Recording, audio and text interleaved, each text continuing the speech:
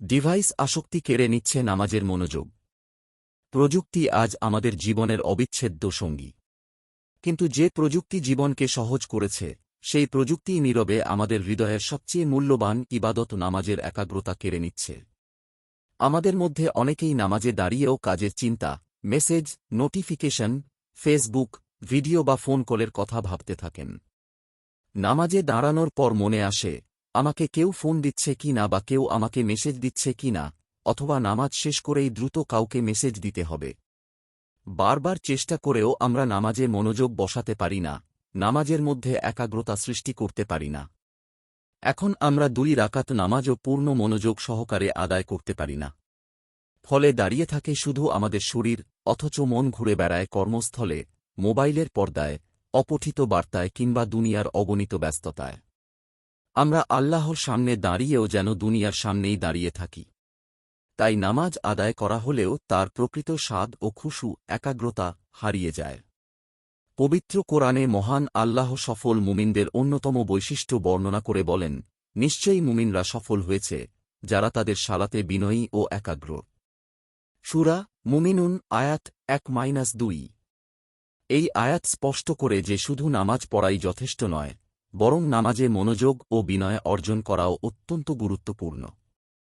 আল্লাহ তাআলা অন্য আয়াতে বলেন, ধৈর্য ও সালাতের মাধ্যমে সাহায্য প্রার্থনা করো। আর এটি অবশ্যই কঠিন, তবে খুশুসম্পন্ন ব্যক্তিদের জন্য নয়। সূরা বাকারাহ আয়াত 45। এই আয়াতের ব্যাখ্যায় আলেমরা বলেছেন, যে নামাজে পরিপূর্ণ মনোযোগ থাকে না, সে নামাজ আদায় হলেও তার প্রকৃত স্বাদ থাকে না এবং পরিপূর্ণ সওয়াবও পাওয়া যায় না। মারিফুল কুরআন 1/221। নামাজের মর্যাদা অনেকাংশেই নির্ভর করে আমাদের উপস্থিত হৃদয়ের ওপর, আমাদের মনোযোগের ওপর।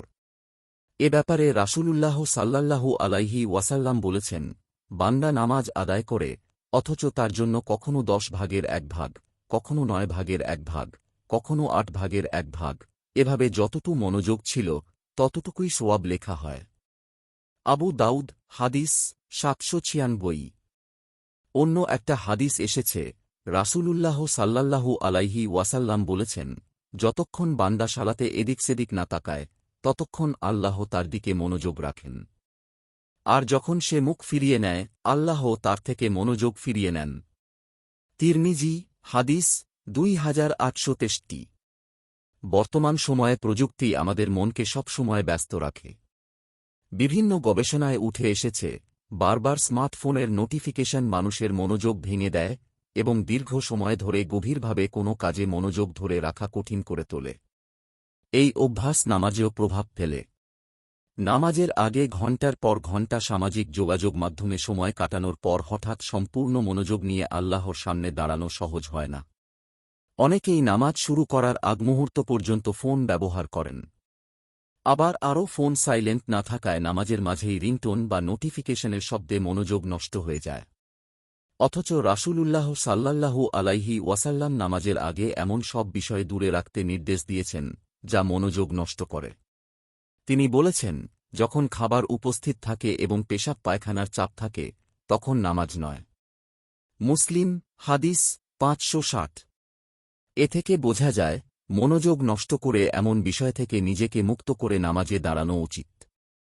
তাই সম্ভব হলে নামাজের সময় মোবাইল দূরে রাখা, অন্তত কয়েক মিনিট আগে ফোন থেকে বিচ্ছিন্ন হওয়া, রিংটোন ও নোটিফিকেশন বন্ধ করা এবং অজুর সময় থেকেই আল্লাহর স্মরণে মনকে প্রস্তুত করা, এসব ছোট অভ্যাস একাগ্রতা অর্জনে সহায়ক।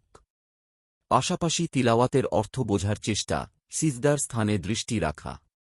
আজানের ধ্বনি শোনা মাত্রই দুনিয়ার সব ব্যস্ততা পেছনে ফেলে এমনভাবে আল্লাহর সামনে দাঁড়ানো উচিত, যেন এটাই জীবনের শেষ সালাত।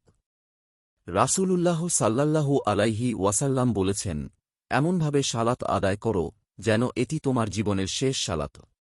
ইবনে মাজাহ হাদিস 4171।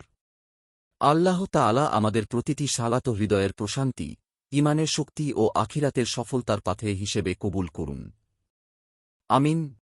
আপনার একটি শেয়ার হয়তো কারো জীবন বদলে দিতে পারে। সাদকায়ে জারিয়া সওয়াব পেতে ভিডিওটি শেয়ার করুন। সোর্স ইসলামী জীবন, কালের কণ্ঠ।